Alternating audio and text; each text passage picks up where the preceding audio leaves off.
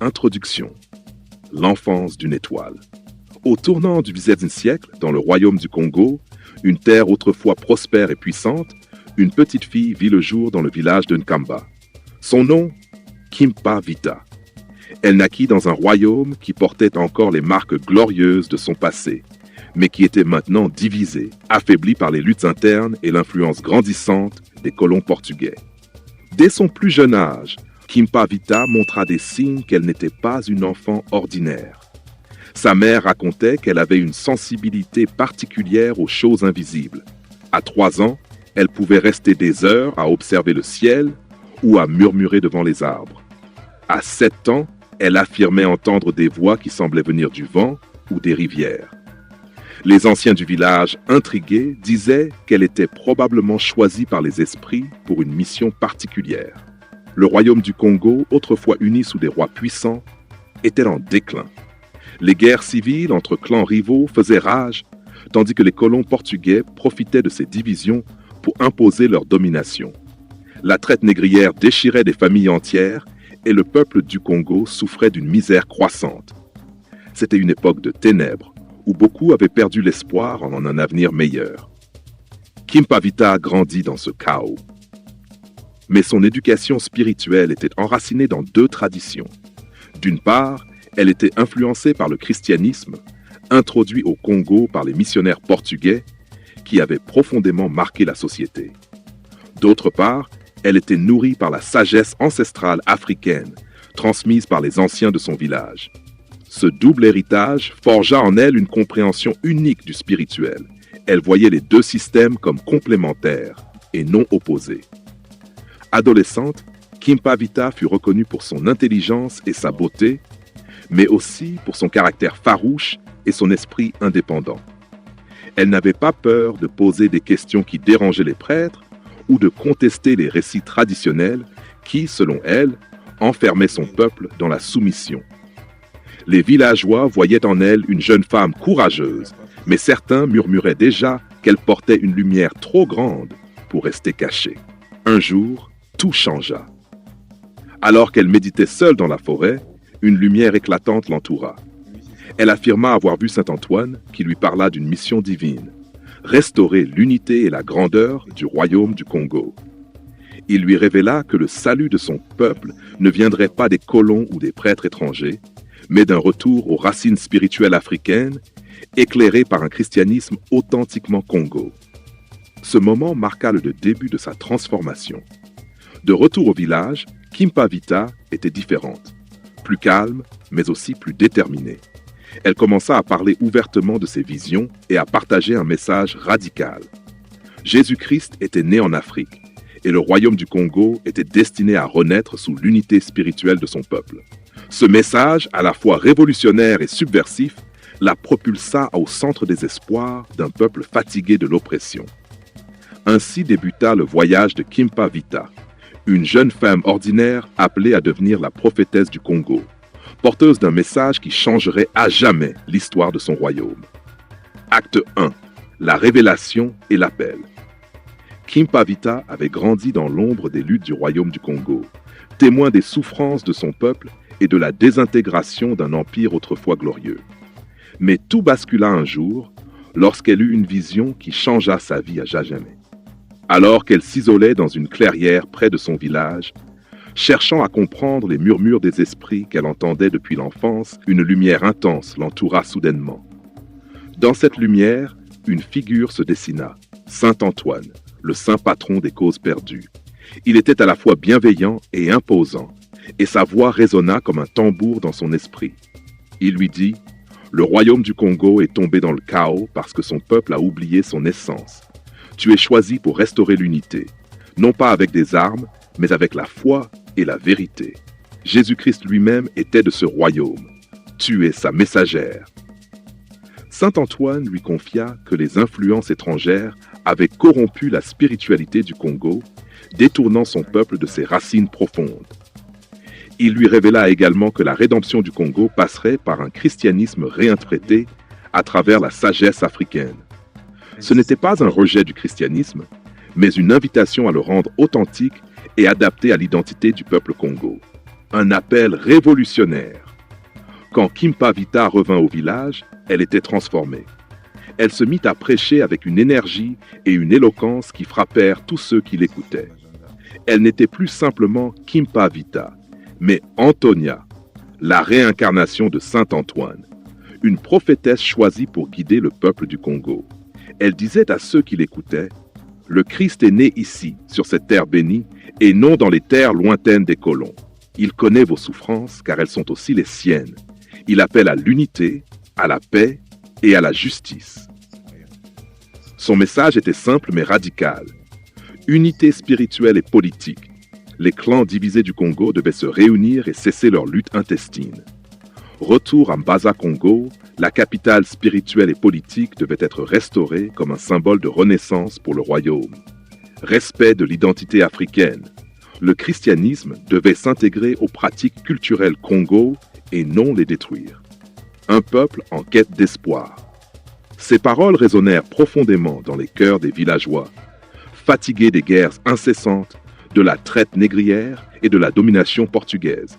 Les femmes, en particulier, furent parmi ses premières disciples touchées par son message d'égalité et de justice. Elle affirmait que les femmes avaient un rôle sacré dans la restauration du royaume, brisant les normes patriarcales de l'époque.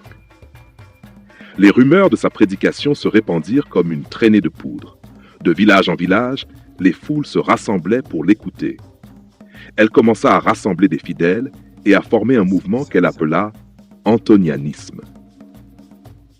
Les symboles religieux traditionnels, comme les croix portugaises, furent remplacés par des artefacts locaux et les prières furent chantées dans les langues du Congo. Elle réintroduisit également des cérémonies anciennes associées à la foi chrétienne pour renforcer l'identité spirituelle du peuple. Cependant, son message ne plaisait pas à tout le monde. Les élites du royaume, souvent alliées aux colons portugais, voyaient en elle une menace. Son affirmation selon laquelle Jésus-Christ était africain et son rejet des rites catholiques imposés par les missionnaires portugais étaient perçus comme des blasphèmes. Les prêtres catholiques commencèrent à l'accuser publiquement d'hérésie et à la qualifier de sorcière. Mais Kimpavita ne se laissait pas intimider. Elle disait « Ce n'est pas aux étrangers de nous dire comment honorer Dieu. Le véritable Dieu nous parle à travers notre terre, nos ancêtres et notre cœur. » Une mission politique et spirituelle. Convaincue que sa mission divine devait se traduire par des actes, elle rassembla ses fidèles et marcha vers Mbaza-Congo, l'ancienne capitale du royaume, désormais en ruine. Elle décréta que cette ville devait redevenir le centre de la foi et de la politique Congo. Ces paroles galvanisèrent des centaines de personnes qui commencèrent à reconstruire les lieux abandonnés. Cette action symbolique devint un défi direct à l'autorité des rois et des prêtres catholiques. Pour Kimpavita, sa vision n'était pas seulement spirituelle, elle était aussi politique. Elle voyait un Congo unifié non seulement par la foi, mais aussi par une justice sociale qui mettrait fin à l'esclavage et aux divisions de caste. Ses prêches inspiraient autant qu'ils provoquaient. Un leadership qui dérange. Alors qu'elle gagnait en influence, ses opposants se rassemblaient dans l'ombre. Les prêtres catholiques la dénoncèrent auprès du roi Pedro Carz, arguant qu'elle remettait en question son autorité. Le roi, pris entre les pressions des colons portugais et la montée de l'antonianisme, commença à la voir comme une menace pour son trône. Kimpavita, devenue une figure prophétique et révolutionnaire, se tenait à un tournant. Ses paroles inspiraient un mouvement puissant, mais ses ennemis, à la fois politiques et religieux, commençaient à orchestrer sa chute. Pourtant, convaincue d'être investie d'une mission divine, elle poursuivait son chemin, prête à affronter les obstacles à venir. Acte 2. L'union d'un peuple et l'ascension de Kimpavita. Une prophétesse en marche. Kimpavita, désormais reconnue comme la réincarnation de Saint Antoine, continuait sa mission divine. Elle ne se contentait pas de prêcher. Elle rassemblait les fidèles, rétablissait les liens entre les clans ennemis et inspirait une vision d'unité pour un royaume du Congo fracturé. Sa marche vers Mbaza-Congo, l'ancienne capitale spirituelle, marqua un tournant. Ce lieu, autrefois centre de pouvoir et de foi, était devenu une ruine abandonnée, un symbole du déclin du royaume. Avec ses disciples, Kimpavita commença la reconstruction de Mbaza Congo.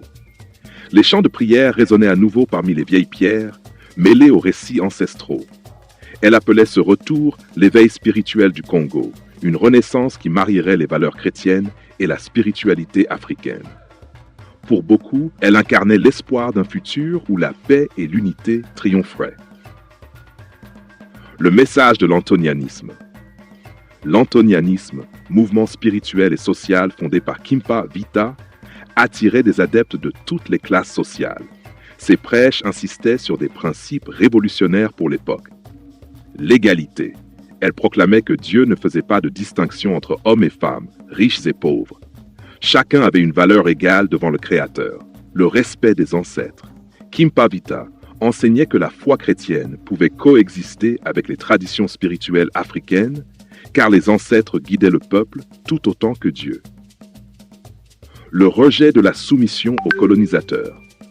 Elle dénonçait la traite des esclaves et exhortait son peuple à ne plus obéir aux colons portugais, affirmant que la domination étrangère était contraire à la volonté divine. Son message de réconciliation touchait les cœurs des villageois, mais il dérangeait profondément les élites et les autorités religieuses. Les rois, souvent dépendants du soutien des Portugais, voyaient en Kimpavita une figure dangereuse qui risquait de remettre en question leur pouvoir. Le soutien des masses. Au fil des mois, Kimpavita devint une figure charismatique. Partout où elle allait, elle rassemblait des foules. Les femmes, souvent exclues des cercles de pouvoir, trouvaient en elle une voix qui leur donnait une place essentielle dans la société. Elles devinrent les piliers de son mouvement, jouant un rôle clé dans la transmission de ses enseignements et dans les travaux de reconstruction de Mbaza Congo. Les jeunes, également séduits par son message, voyaient en elle une leader capable de leur offrir un avenir meilleur. Ils participaient activement à la renaissance de l'ancienne capitale, redonnant vie à ses temples et à ses marchés. Ce renouveau symbolisait non seulement la foi retrouvée, mais aussi l'espoir d'une unité politique et sociale. L'opposition grandissante. Mais alors que son influence grandissait, ses ennemis se mobilisaient. Les prêtres catholiques portugais, voyant en elle une hérétique, commencèrent à répandre des rumeurs. Ils prétendaient qu'elle n'était pas guidée par Dieu, mais par des forces obscures. Ses visions étaient qualifiées de tromperies sataniques, et ses prêches étaient accusés de détourner les âmes de la vraie foi. Le roi Pedro Carlos, pris entre la pression des colons et l'expansion du mouvement antonien, commença à considérer Kimpavita comme une menace directe à son autorité. Ses conseillers lui soufflèrent qu'elle cherchait à s'emparer du trône et qu'elle devait être arrêtée avant que son mouvement ne devienne incontrôlable. Kimpavita, consciente de l'opposition croissante, ne montra aucun signe de recul. Elle dénonça publiquement l'alliance des rois avec les colons portugais, qu'elle accusa d'avoir vendu leur peuple pour des richesses éphémères. Ses paroles étaient comme un feu, rallumant les flammes de la révolte dans le cœur du peuple. Lors d'un grand rassemblement à Mbaza Congo, elle fit une déclaration audacieuse. Chut, le royaume du Congo n'appartient ni aux Portugais, ni aux rois qui trahissent leur peuple. Il appartient à Dieu et à ceux qui se lèvent pour sa justice. Cette déclaration fut rapportée au roi Pedro Carlos, qui décida que Kimpavita devait être arrêté. Il ordonna à ses soldats de surveiller ses mouvements, tout en cherchant des alliés parmi les prêtres catholiques pour justifier son arrestation sur des bases religieuses. L'arrestation de Kimpavita. Un soir, alors qu'elle priait avec ses disciples dans les ruines de Mbaza Congo, les soldats du roi firent irruption. Elle ne montra aucune résistance, se livrant calmement. Ses derniers mots à ses fidèles furent « Ne craignez rien, la vérité de Dieu ne peut être enchaînée ». Elle fut emmenée devant le roi et ses conseillers, où elle fut accusée d'hérésie, de sédition et de prétentions blasphématoires. Les prêtres catholiques exigèrent qu'elle renie ses visions et qu'elle admette son erreur, mais elle refusa catégoriquement. Fin de l'acte 2. Kimpavita, désormais prisonnière, était sur le point de subir un procès orchestré pour détruire son mouvement et son héritage. Mais même derrière les barreaux, son message continuait de se propager. Ses fidèles restaient convaincus qu'elle avait été choisie par Dieu pour restaurer la grandeur du Congo. L'antonianisme, loin de s'éteindre, commença à prendre une forme encore plus puissante, alimentée par la détermination de ceux qu'elle avait inspirés. La prophétesse du Congo s'approchait de son ultime épreuve, mais son impact sur son peuple et son royaume allait dépasser sa propre existence. Acte 3. La confrontation et le sacrifice. Le procès de Kimpavita. Kimpavita, capturée et enchaînée, fut conduite devant le roi Pedro IV et un tribunal composé de prêtres catholiques et de conseillers royaux. Le procès, organisé dans la capitale royale, devint un spectacle public. Des foules se rassemblèrent pour voir la femme qui avait osé défier les colons, l'Église et même la royauté. Les accusations portées contre elle étaient graves. 1. Hérésie. Elle avait affirmé que Jésus-Christ était né en Afrique et que Dieu parlait à travers les ancêtres Congo. Blasphème. En se proclamant réincarnation de Saint Antoine, elle avait défié les dogmes de l'Église catholique. Sédition. Ses appels à l'unité Congo étaient interprétés comme une tentative de renverser le roi. Face à ces accusations, Kimpavita resta calme et digne. Elle refusa de renier ses visions ou de demander pardon. Sa voix, claire et puissante, résonna dans la salle. « Je ne suis pas coupable de trahison. Je ne cherche ni trône ni couronne. Ma mission vient de Dieu et elle est de sauver le Congo de sa destruction. Si c'est un crime, alors je suis prête à en payer le prix. » Un verdict inéluctable. Les prêtres catholiques, influencés par les colons portugais, voyaient en Kimpavita une menace non seulement religieuse, mais aussi politique. Son mouvement remettait en cause leur autorité spirituelle sur le peuple Congo, ainsi que leur alliance avec les élites locales. Ils s'assurèrent que le verdict serait sans appel. Kimpavita fut déclarée coupable d'hérésie et condamnée à être brûlée vive. Le roi Pedro XV, bien que conscient de la popularité de Kimpavita, choisit de ne pas intervenir. Il espérait que son exécution mettrait fin à la montée de l'antonianisme et renforcerait son autorité. Le dernier message de Kimpavita. La veille de son exécution, Kimpavita demanda à voir ses disciples. On lui refusa cette requête, mais ses mots atteignirent tout de même ses fidèles. À travers les gardiens qui avaient été touchés par son message, elle fit transmettre un dernier message. « Ne laissez pas mon sacrifice être vain. Ce que je le fais pour l'unité du Congo. Honorez Dieu dans vos actes. Respectez vos ancêtres et ne pliez pas devant ceux qui cherchent à vous diviser. » Cette déclaration renforça la foi de ses partisans. Beaucoup commencèrent à la voir non comme une simple prophétesse, mais comme une martyre destinée à changer le cours de l'histoire. Le jour de son exécution, Kimpavita fut conduite sur une place publique. Une grande foule s'était rassemblée, composée de ses partisans silencieux, de curieux et d'opposants. Attachée à un poteau, entourée de bois secs, elle leva les yeux vers le ciel, priant calmement. Ses derniers mots furent « Le Congo renaîtra, car Dieu n'abandonne jamais son peuple. » Le bûcher fut allumé et la fumée s'éleva vers le ciel. Ceux qui étaient présents racontèrent plus tard que son expression resta paisible jusqu'à la fin, comme si elle savait que son sacrifice n'était que le début d'un nouveau chapitre. L'héritage spirituel et politique.